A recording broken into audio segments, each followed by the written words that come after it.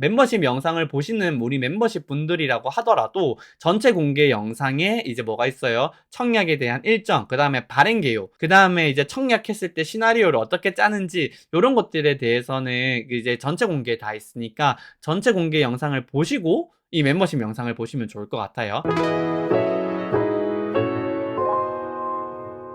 당연히 항상 먼저 봐야 되는 건 제가 뭐라고 안 해도 무조건 최대 주주를 봐야 되는 거예요. 그래서 우리가 이제 최대 주주를 봐야 되는 거고, 이 최대 주주가 누구다?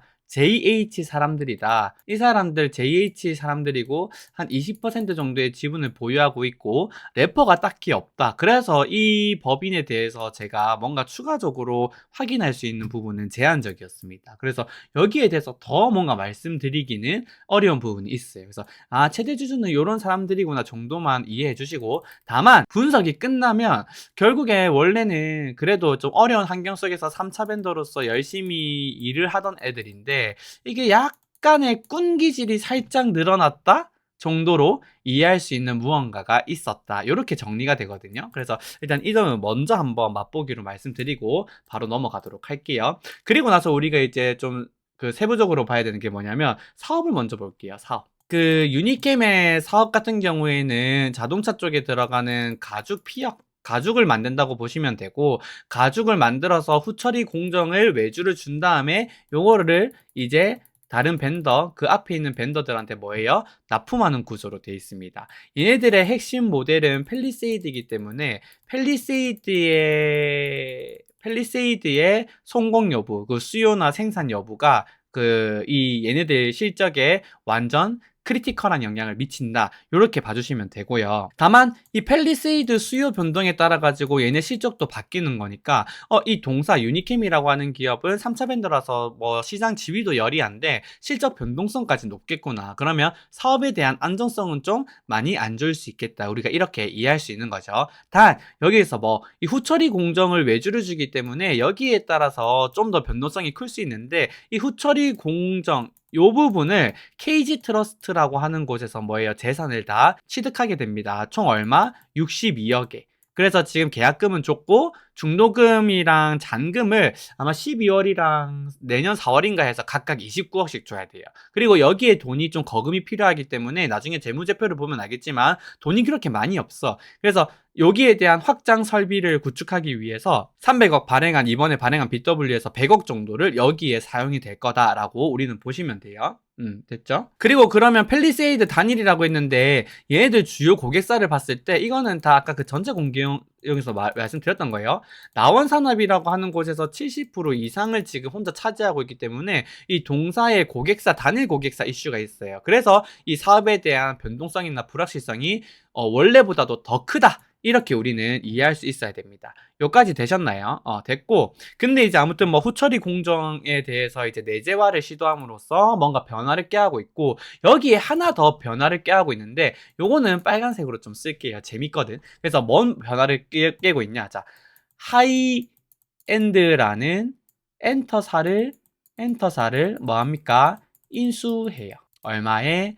61.2억의 지분의 51%를 취득합니다. 하이엔드가 매출 자체는 그렇게 막 유의미한 규모는 아니고, 그 다음에 뭐 실적 변동성도 좀 큰 애예요. 근데 그렇다고 해서 제가 하이엔드, 이렇게 저는 연예계 쪽을 잘 몰라서 일도 막 자벤터사 한 다음에 펄이라 치고 막 주가 조작하는 거 아니냐 이런 생각이 들었는데 아니더라고. 하이엔드 같은 경우에는 그 이종석, 아니 엄청 많았어요. 보면 내가 알고 있는 연예인들이 엄청 지창욱도 있었고, 아무튼 엄청 문채원도 있었고, 아무튼 되게 많아요. 하이엔드 엔터사, 여기는 진짜 그 유명한 연예인들, 배우들 많이 있는 그 엔터계 회사라고 보시면 돼요. 근데 중요한 건 뭔데, 이 동사 유니캠이 자동차 가죽 만드는 데인데 갑자기 엔터사는 왜? 약간 여기에 대한 이슈가 있어요. 그래서 회사의 정체성을 바꾸려고 하면 사실은 기존의 그 사업에서 확장 설비, 그 후처리 공정을 내재화하는 것도 하는 게 아닌 게 맞거든? 근데 그것도 하면서 갑자기 엔터를 한다? 나중에 인적 분할할 건가? 아무튼 뭐 어떤 게 뭔지 모르겠는데,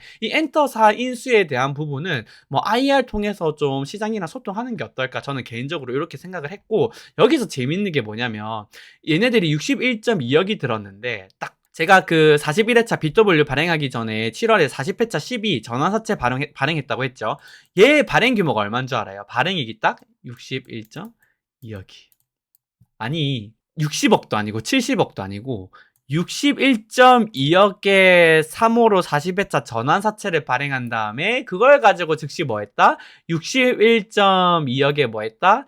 하이엔터라는 엔터사 지분을 취득했다. 그래서 이제 이거는 조금 그냥 일반적인 발행과 일반적인 인수는 아니다라고 생각을 했고, 요 40회차에 대해서 투자자는 누군지에 대해서 한번 봤지. 그래서 이 40회차 CB의 투자자를 가지고 왔더니 요 사람들이에요. 요 사람들 보면 근데 봐봐. 자, 요 사람들 보이죠? 여기서 하이엔드 최대 대표이사가 누군지를 봤더니 최현철이었고, 최현철이 40회차 전환사채 인수자로 있어요. 4억 6,800.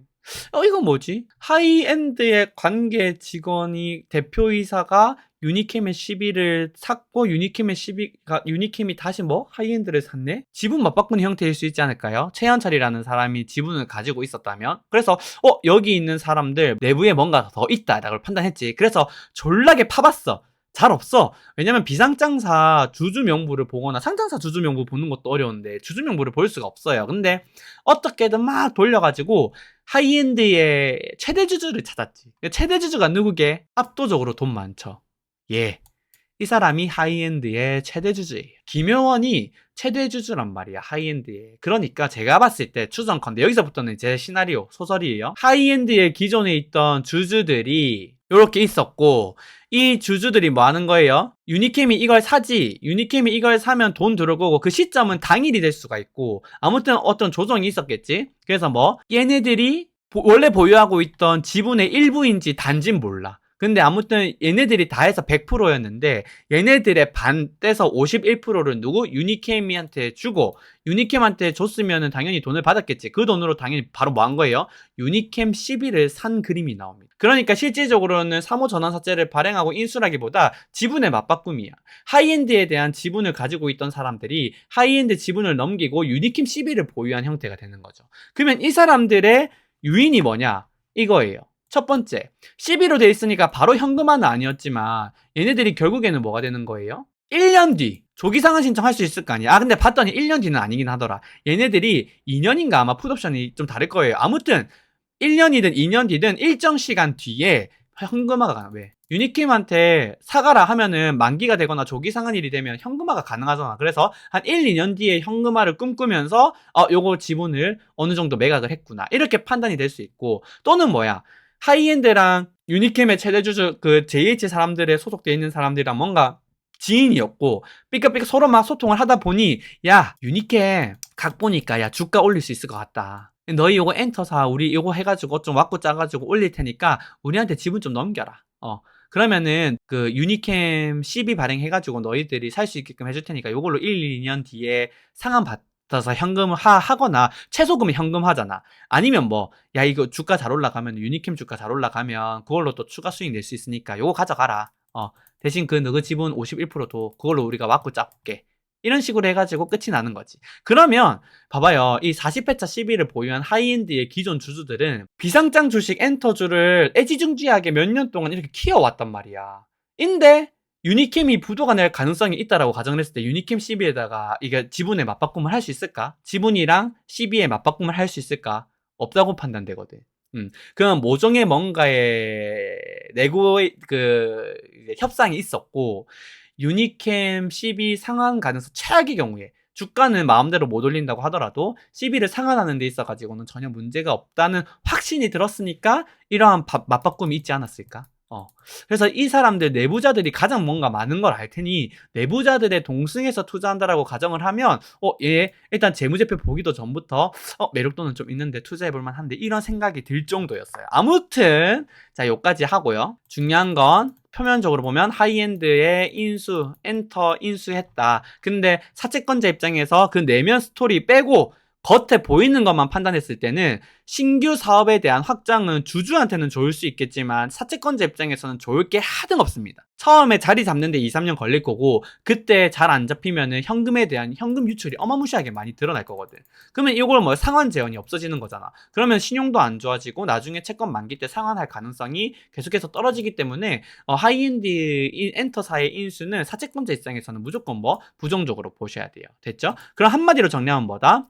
실적, 펠리세이드 수요에 따른 실적은 당분간은 1, 2년은 좋을 건데 사업에 대한 안정성 자체가 3차 벤더이고 그 얘네들 피어 그룹만 봤을 때도 얘네들 실적이 매출 시장 점유율이 제일 낮거든요. 그래서 그러니까 실적 변동성이나 안정성 측면에서는 별로다. 근데 뭐 그 후처리 내재화를 통해서 하는 부분은 좀 실적의 안정성을 제고할 수 있는 부분이기는 하고 근데 하이엔드라고 하는 엔터사 신규 인수는 좀 사채권자 입장에서는 부정적인 요소다. 요 정도로 사업을 좀 정리하시면 될 것 같아요. 자, 그 다음에 이제 봐야 되는 게 요약재무제표겠죠. 그래서 아까 전에도 이렇게 갖고 왔었는데 요약재무제표를 조금 보게 되면 자산 자체가 일단 크지 않아요. 부채 비율은 61.8%라서 좀 그러니까 계속해서 올라오곤 있지만 그 절대적인 수준 자체가 그렇게 높진 않거든요. 근데 이렇게 해서 채권을 우리가 3호 전환사채 61.2억 그 다음에 300억 발행을 하면 바로 92%까지 올라온다. 뭔 말인지 이해돼요? 여기서 차입금 조금 더 빌리고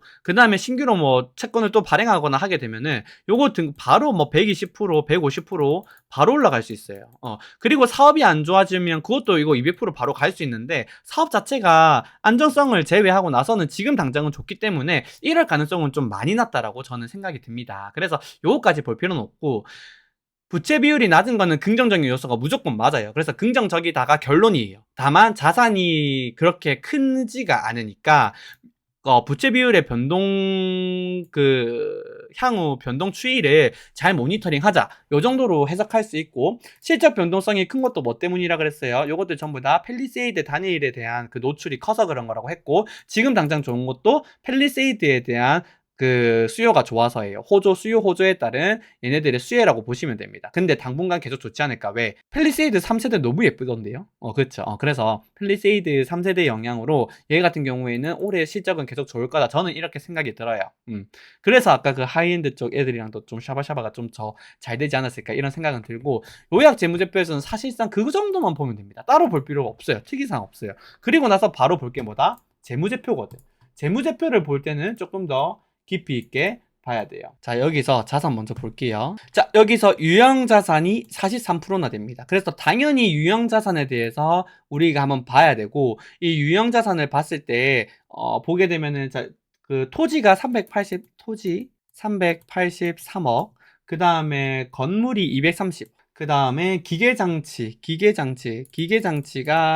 112억 등이에요. 됐죠? 그래서 토지가 확실히 많잖아. 토지랑 건물이 많잖아요. 그래서 유형자산 자체의 그런 성격은 플러스 요소가 일단은 1차적으로 있다라고 봐주시면 되는데 거기에 추가적으로 봐야 되는 게 뭐냐면 담보 제공이야. 지금 총 842억의 유형자산이 있거든요. 근데 담보 제공이 돼 있냐를 봤는데 이 담보가 제공이 돼 있습니다. 어디에? 차입금 422억에 대해서 이 유형자산 691억이 담보로 제공돼 있어요. 그럼 이게 691억이 80% 넘어가거든? 그러니까 추가로 담보를 제공해줄 수 있는 여력이 일단 없어요. 그게 일단은 핵심이고 그러면은 유사시 뭔가 청산을 해야 된다라고 최악을 가정했을 때 이 유형자산이 42%나 차지하는데 알짜배기 자산이라고 하더라도 다 차입금 상환하는 재원으로 들어가겠지. 그러니까 요거는 실질적으로는 우리 그 무보증 사채 입장에서는 크게 큰 의미가 없다. 요렇게 일단은 1차적으로 봐주셔야 되고요. 두 번째로 이제 봐야 되는 게 뭐냐라고 봤을 때는 당연히 기타 비유동 금융자산 22%. 근데 이거 보기 전에 유동재고자산이랑 매출채권을 볼게요. 그래서 매출채권 및 기타 채권이 235억 정도로 되어 있는데 매출채권이 거의 대부분이에요. 여기서. 그러니까 이것도 특이사항이 없어. 됐죠? 그래서 매출채권 기타세가 특이사항 없고요. 유동재고자산 같은 경우에는 18%로 사실은 요 정도 규모에서는 조금 많나라고 신경을 쓸 수 있는데 지금 펠리세이드 쪽 잘 팔린다 그랬잖아요. 실적 지금 많이 생산해서 올려야 된다고. 그러면 재고자산도 올라갈 수 있지. 그래서 요 두 개에서는 뭐 합리적이다. 특이사항 없다라고 봐지는데 요 기타 비유동 금융자산은 좀 보셔야 됩니다. 428억 중에 390억이 뭐로 돼 있냐면 대여금으로 돼 있어요. 근데 뭐 대여금이 뭐가 문제요라고 볼 수 있는데 여기 보면 유동금융자산 보여요? 기타 유동금융 11억. 유동금융자산 11억인데 그 11억 중에 8억이 또 대여금이에요. 근데 이 대여금에서 무슨 비하인드 스토리가 있냐면 그냥 8억 대여금이 아니고 원래는 38억이었는데 29억을 대손 충당, 손실로 잡았습니다. 그러면서 8억만 남았어요. 뭔 말인지 이해돼요? 야, 돈 빌려줬는데 돈 못 갚았다고, 못 받았다고. 그 손실. 390억도 똑같이 여기다가 빼기, 야, 우리 300억 돈 못 받았어. 이러면 자산에서 300억 팍 주면서 2천억이 1700억 되는데 엄청 중요하지 않아요? 그래서 이 대여금에 대해서 그 신뢰성을 판단하는 게 어마무시하게 중요하다라고 봐주면 돼요. 근데 다행인 게 뭐냐면 이 390억이라고 돼 있잖아요. 이 390억의 대여금 중에 62억이 주윤이라는 곳, 예전 최대주주 쪽이에요. 관계사 쪽에 실질적으로 지금은 지분 구조상으로는 끊겼는데 뭐 관계사 여전히 유지되고 있다라고 보셔도 무방하고, 그 다음에 유니 리조트 플러스인가? 됐고 유니 골프 앤 리조트 316억이 유니 골프 앤 리조트라고 하는 데다가 빌려줬어요. 그러니까 관계 있는 애들한테 돈을 빌려줬잖아. 근데 여기서 이 316억은 있잖아요.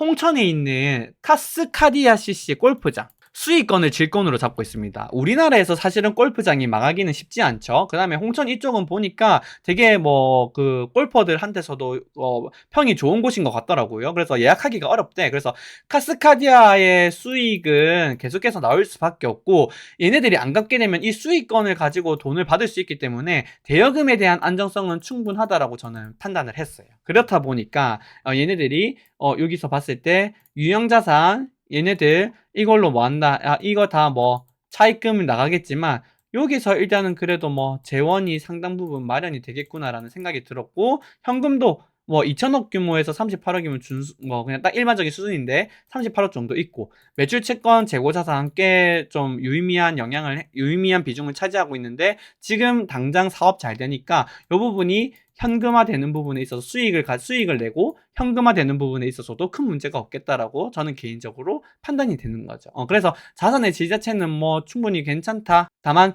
규모 측면에서는 별로다. 이렇게 판단을 하고 넘어갈 수 있을 것 같아요. 그럼 그 다음으로 넘어가야 되는 게 부채인데, 혹시나 자산에서 또 제가 말씀드려야 되는 거 빼먹은 거 있는지만 좀 볼게요.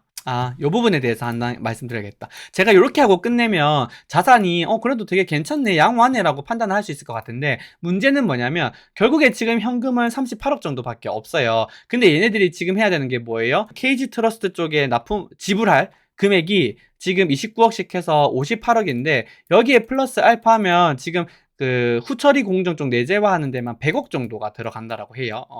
그래서 이 100억을 지금 대응해야 되는데 이게 이제 어떻게 대응을 잘 할 거냐. 그 다음에 두 번째가 뭐 하이엔드 쪽 인수를 했고 관련 인사들을 영입을 했는데, 이거 지금 이제 다시 그러면은 안 해봤던 애들이 하는 거잖아요. 그리고 관련 인사를 영입을 했다고 하더라도 새롭게 하는 거잖아요, 유니캠에서는. 그러니까 이 신규 진출에 대해서는 자리를 잡기까지 공격적인 이제 마케팅이든 뭔가 운영이 진행돼야 되기 때문에 돈이 많이 발생할 텐데, 이거에 대해서 돈을 우리가 이번에 발행하는 BW로 다 충당이 가능할까? 그래서 하면서 운영자금 마련하고 이런 것들이 다 가능할까를 봤을 때 이 부분이 조금의 의문점이 되긴 했어요. 그래서 유동성 대응이 충분히 될 것으로는 보이지만 넉넉하진 않다. 이 정도로 결론을 내면 될 것 같아요. 그러면 현금이 어떻게 되는 거예요? 지금 보면은 여기에 지금 기존에 있었던 38억, 그 다음에 61.2억은 발행했는데 요거 그대로 하이엔드 지분 인수했고,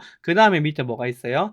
300억. 그러면 총 338억 정도 있겠죠. 여기서 100억은 투자하는 데 나가고 나머지 한 200억 정도가 남는데, 여기서 이 200억은 뭐예요? 사실은 뭐 원재료 사고 하는데 돈을 많이 쓴다고 했어요. 근데 사실은 원재료 200억이면 너무 커. 아마 다른 이제 그 하이엔드 그 엔터 쪽 사업을 영위하는데도 상당 부분이 돈이 소모가 여기서 될 것 같다. 저는 저렇게 추정하고 있습니다. 그리고 나서 이제 우리가 마지막으로 봐야 되는 게 뭐다? 부채를 봐야 한다. 부채를 봐게 됐을 때도 결국에는 뭐 매입 채무 뭐 당연히 뭐 합리적인 수준인 거, 매출 채권이랑 규모 비교하고 그 얘네들 실적이랑 온기 실적이랑 규모 비교해 보면은 뭐 특이사항 없다는 거 알 수 있을 거고, 하늘색으로 되어 있는 게 은행에서 빌린 차입금, 그 다음에 여기 밑에 있는 사채, 그 다음에 기타 유동 금융부채를 봐야 되는데 요거 미지급금이라서 근데 사실은 미지급금은 발생할 수밖에 없는 사업을 영위하다 보면 그래서 되게 뭐 다분히 일반적인 수준이다 조금 많은 수준이긴 하지만 우리가 신용 이벤트 발생 관련해서는 요거는 아직까지 뭐 그렇게 큰 이슈로 안 봐도 된다라고 싶고 그러면 결국에 봐야 되는 게 뭐냐라고 봤으면은 여기 사채 차입금들이에요. 그래서 이 차입금을 봤더니 총 차입금이 520억인데 아까 422억 정도에 대해서는 그 담보가 제공돼 있다 했고 나머지 그럼 한 100억 정도만 이슈가 있겠죠. 담보가 제대로 잘 제공이 돼 있기 때문에 담보 제공돼 있는 거에 대해서는 만기를 연장하거나 하는 데 있어서 대환하는 데 있어서도 큰 문제가 전혀 없을 거예요. 그래서 차입금 부분에서 신용 이벤트가 발생할 가능성은 저는 지극히 낮다라고 판단이 되고 두 번째로 그러면 그 사채인데 사채 같은 경우에도 지금 찍혀 있는 17억 중에서 여기 보면 17억 찍혀 있죠. 근데 이 17억 중에서도 5억 BW 전혀 의미 뭐 크게 문제 없고 12억 3호 사채 같은 경우에도 큰 문제가 전혀 없다고 봐져요. 그러면 결국에 남아있는 이 61.2억이라고 하는 40회차 10이랑 그 다음에 300억이라고 하는 41회차 BW인데 중요한 건 뭐냐 조기상환 일자로 봤을 때 얘가 얘보다 빨라. 그러니까 41회차 BW를 투자하는 사람 입장에서 신용도를 분석할 때 61회차 이 40회차는 전혀 볼 필요가 없어요. 그러면 이 300억 갚을 수 있을 거냐를 봐야 되는데 신규 사업에 대한 불확실성을 어느 정도로 정확하게 예측하기가 사실상 불가능해요. 근데 자산 규모가 크면 그 부분을 무시하고 안전하다라고 말할 수 있을 것 같은데 자산 규모가 2천억밖에 안 되잖아요. 그래서 2천억짜리가 신규로 진출한 산업에서 조금만 삐걱거려도 이 300억을 갚아내는 데서는 무리수일 수도 있어요. 근데 이거는 결국에 뭐냐면 자산 규모, 얘네들이 가지고 있는 그 자산이 2천억달이라는 거에서 올 수밖에 없는 그 약점이거든요. 그래서 해지할 수 없는 부분이에요. 그래서 이 부분은 내가 무조건 유니캠을 투자한다고 했을 때 노출되는 위험이라고 생각을 하고 이제 청약을 할지 말지 그다음에 조기 상환일까지 가져갈지 말지를 판단하셔야 되는 부분인 거예요. 이해되시나요? 그래서 요까지를 좀 정리를 잘 해주셔야 되고 결국에는 결론이 제일 중요하잖아. 그래서 여의도 촌놈 니는 어떻게 생각하는데 팰리세이드 쪽 사업 부분 조금 고려하고 그 다음에 2천억인데 지금 현재 부채 비율이 뭐 발행 이후에 90%대라고 하더라도 어느 정도 좀 충분히 양호한 수준의 자산을 가지고 있다. 왜? 대여금에서만 뻥 만나면 돼요. 대여금에서 뻥 나면 사실상 얘네들은 투자하면 안 되는 기업인데 대여금도 봤을 때는 크게 뻥 안 날 것 같다라는 게 제 개인적인 생각이고 그러면 상환을 하는 데 있어서 차환을 해야 될 텐데 차환을 해서 상환하는 건 맞죠? 큰 문제가 없을 거다라고 개인적으로 판단을 하고 있어요. 다만 이 2천억짜리에서 올 수밖에 없는 약간의 리스크 왜 얘네들이 엔터사 진출만 안 했으면 사실 2천억이어도 저는 그냥 해요. 근데 엔터사 진출이 어떠한 역할로 영향을 미칠지가 사실은 애매한 부분이 있어요. 그래서 2천억짜리라서 좀 애매해. 근데 앞뒤 옆을 돌아보면 수익률이 높은 채권이 워낙 많기 때문에 금융기관 소속돼 있는 매니저로서 바이를 외치기는 좀 어렵습니다. 그래서 사실상은 노예예요. 근데 개인 유튜버로서 만약에 이 얘기를 한다 그러면 뭐 신용위험이 아예 없진 않지만 매우 낮은 수준이기 때문에 나는 한번 해볼만 하다라는 게 입장. 다만 개인 투자 입장에서 그러니까 청약은 무조건이지. 청약은 무조건이에요. 제가 봤을 때 청약은 무조건 참여하는 거고 그 LNF는 인더머니였잖아. 그래서 지금 그 행사가보다 주가가 훨씬 더 높았기 때문에 매력적이었는데 얘는 그렇지가 않으니까 하면 안 되는 거 아니에요 라고 생각하는 사람들이 대부분인 것 같아. 근데 BW 청약은 그런 식으로 하면 안 돼요. 그냥 무시하고 그냥 어차피 주가가 많이 떨어지면 많이 떨어진 주가 수준으로 행사가가 조정이 될 거야. 그러면 앳더머니 수준이거나 아니면 조금 그 OTM일 거거든요. 손실일 거거든요. 근데 손실도 사실 아니지. 그냥 행사가가 주가보다 조금 더 높은 수준이 될 수 있다고. 근데 그거 다 상관없이 무조건 청약하는 게 맞아요. 제가 봤을 때는. 근데 아시죠?